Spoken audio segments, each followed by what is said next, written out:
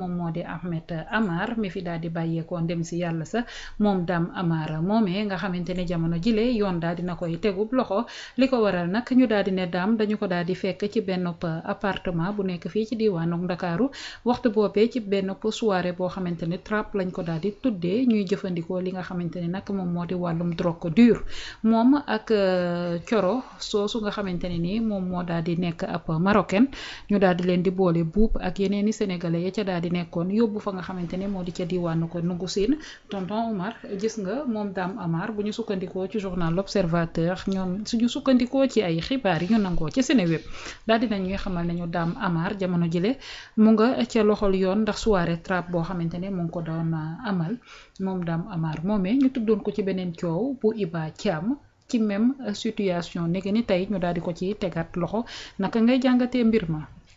waaw muy mbir moo xam ne nag wax dëgg yàlla Dame turam mi ngi bëgg a fës ci genre fait divers yu demee nii.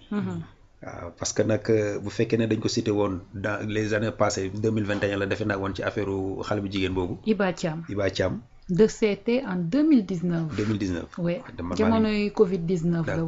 d'accord maa ngi jàpp 2021 sax. non 2019. donc tey encore ñu cité waat ko ci beneen problème Dame vraiment il doit revoir sa position.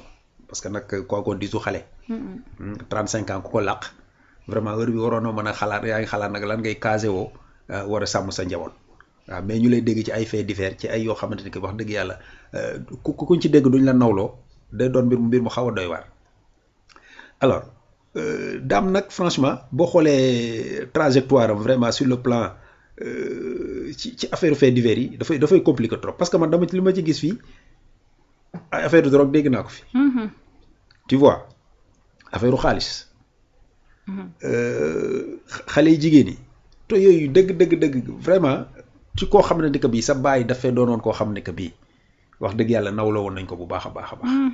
liñ ko doon déggee yépp lu tax mu siiw mooy def lu baax taxaw nit ñi nga xam ne ils sont dans le besoin ñu xam ko ci taalibe xam ko ci liggéey rek la xam yow nga nekk doomam war a woon jël la relève sa baay làqu nga war a jël la relève ñu lay fekk ci yu demee nii wax dëgg yàlla ay mbokk war nañ ko woo ci ruq nag wax ak moom parce que nag mu ngi suyer la dépouille de son père parce que la famille elle est sacrée defe naa ne bu fekkee ne nit liggéey na lu toll nii Sénégal bu fekk fu ñu ko tudd nit ñi xalaat ci moom ay social ak jaamu yàlla ak def lu baax vraiment ku bokk si moom war a mën a góorgóorlu ba topp ci yoon bi nga xam ne que bii papa fa la loolu la tracé. donc moom il doit se ressaisir. bu doon xale bu ndaw sax ñu mën a wax ne erreur de jeunesse la. mais koo xam ne dem nga ba làq 35 ans wax dëgg yàlla xam nga lu baax ak lu bon. il est temps nag mu rectifier boppam. parce que nag yii aussi l'état du Sénégal parfois daf ci am wàll. parce que bu fekkee ne ñu ngi lay xam ci benn mbir nga nekk ci rawatina ñu lay dégg ci ay luuxoo parce que ay drogue ak yooyu am na drogue yoo xam bu ñëwee Sénégal c'est parce que ay borom doole ñoo ko fi dugal. c'est de drogue yoo xamante ni que bii baadoolo mënu say jot. yàgg naa kaa wax de. xale yi foon 80 000. doomu baadoolo yi mënuñu kaa foon. mënul nekk. c'est pas possible. donc ces gens là aussi xaw ma dañoo am privilège xaw ma mais de toutes les façons il faut qu'on les surveille de près si sont fautifs il faut qu'on les sanctionne parce que lii récidive lay nuróol te lii buñ la bàyyi mu prospérer y a des gens yoo xam ne peut-être ñu ngi koy xool ñee nañ ko par rapport ak position bu am peut-être ci famille bi mu bokk ils vont essayer de faire comme lui il faut taper fort parfois. Il faut taper fort. En tout cas, ñii moom vraiment comment dirais-je Binta. c'est des contre-exemples. C'est des contre-exemples. Le fait que ça ñuy wax si ñoom comme ça, il y a des curieux qui vont chercher à savoir kii kan la nan lay def ak yooyu. Tu vois donc l'État doit sévir ñi nga xamante ne que bii ils sont hors la loi vraiment qu'on les sanctionne fort. ñu bañ di continuer di reprendre chaque fois. donc déggoon na ko ci cas bu très grave bii encore c'est encore pire alors là il faut qu'il arrête. il faut que état moo ci mën dara il faut que état jóg ci xam nga démb rek maa ngi interpellé fii brigade des mœurs ak yooyu nga naan ma ñu ngi existé ba tey. donc lii yëpp si seen liggéey la. lu jëm ci ay prostitution ay drogue. ay comment dire ay affaire de bonne mœurs ak yooyu brigade des mœurs liggéeyam la. am nañ du travail donc yu mel ni nañ ko topp am na ñoo xam ne ils n'ont pas leur place dans la rue parce que seen influence. dafay négative par si yenn xale yi nga xam ne peut-être amaguñ maturité bi nga xam ne dinañ mën a faire la part des choses mën nañ leen topp dugg ci lu bon donc il faut que l'État agisse. yii moom vraiment du du baax si réew quoi. On n'a pas besoin de gens comme ça. wallaay bëgguñu ko nag soxla wuñ ko benn yoon Alaaji Rawaan dégg nga ni nga xamante ni noonu la ko journal bi waxee ci guddik benn fan jàpp ñaari fan ci weeru sàttumbar foofee ca diwaanu ko Dakar Plateau cëpp appartement lañ ko fekk moom Dame ñu daal di organiser seen soirée boo xamante ni soirée trap lañ ko daal di tuddee ñu daal di fekk ci ñoom li nga xamante ne ni moom moo di ay xeetu drogue yu différent fekk nañ ci ñoom 100 grammes li nga xamante ni moom moo di kut yaakaar naa su ma juumul noonu la 10 grammes assise ak yeneeni accessoires yoo xamante ni dafa daal di jëm ci seen wàllu consommation ba jamono jile moom Dame mu nga ca loxol yoon ak ñam ca daal di àndal mu mel ni la ko daloon en 2019 répété wu war na en 2025. Waaw, bon, c'est compliqué. Je pense que doyen sax il a un peu fait le tour. Olof nag ni mu koy waxee loolu mooy dëgg guy dana jur xatax donc des fois moom kéwal tëb doom ju bët. waaw des fois kéwal dana tëb doom ju bët mais bon aussi tamit Dame moom le Golbert doon wax rek ca Maam Paate càccu Congo la boo ko indiloon kaaba ga ca Màkka tamit du tax mu soppeeku man jàpp naa ne fu mu toll nii loolu moo dal Dame. Parce que en fait xëy na am na yoo xamante ne bu fekkoon doon na ko considéré wala mu koy xool di ko saytu am na ci loo xam duñ ko ci fekk n'est-ce pas nit nag da ngay jomb waaw nit da ngay jomb dafa am loo xamante ni da nga naan man kat buñ ci doon fekk ñëpp itam man duñ ma ci fekk ndax au moins je dois cela à telle personne. Effectivement. Voilà donc bu fekkee nag dem nga ba nga xamante ni loolu dafa denc ci yow c'est-à-dire pour mën la régler dana jafe léegi nag mbir mi moom il faut tout simplement savoir que ni à un certain moment il faut tout simplement sévir hein.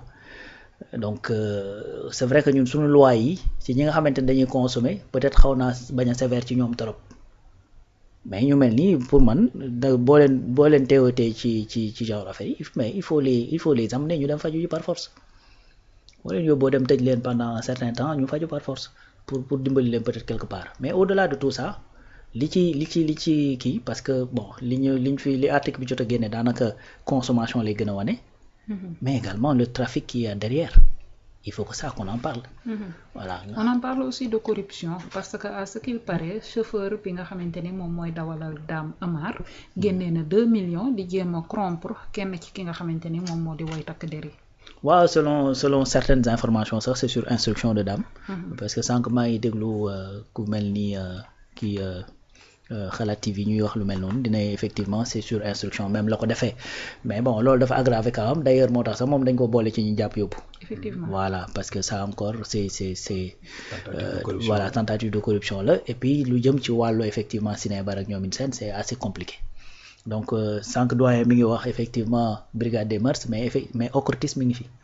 Surtout lu jëm ci loolu d'ailleurs c'est les agents de l'OCRTIS sax ñoom ñoo leen téye. N'est-ce pas donc moo tax may wax trafic bi nga xamante ni moo nekk derrière parce qu'il y a pas que le truc de la consommation donc trafic bi nekk derrière tamit il faut ñu xool ko parce que doyen dafa wax léegi lu am solo mooy kan moo am moyen pour mën a def ces genres de trafic parce que dégg nañ fi il y a pas très longtemps le cas Abdoulaye Seck. Le fils d'Idrissa Seck. Après qu'est-ce qui s'est passé. bàyyi nañ ko mu njëkk ci ñu doxee ay soxlam mais loolu après les gens vont se dire que de toute façon Sénégal lañ ne après dañ koy waxtaanee.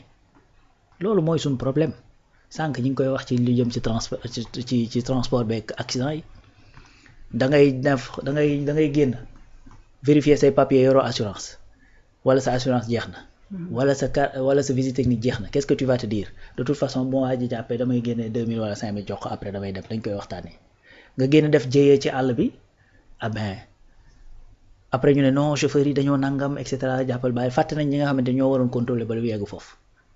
Voilà effectivement également le problème qui se pose mooy que ni tey da ngay gis ku def lu ne weng dem toog fa ay quelque temps ñu bàyyi mu dem nga gis koo xamante ni jàppe nañ ko ci lu gën a ñàkk fayda mu dem def fa ay weer wala boog ay at waxuma la juger de dóor ko pende ñu koy soog a woo pour mu taxaw pour juger ko wala ñu koy soog a woo pour déglu ko dans le fond. maa la ko wax.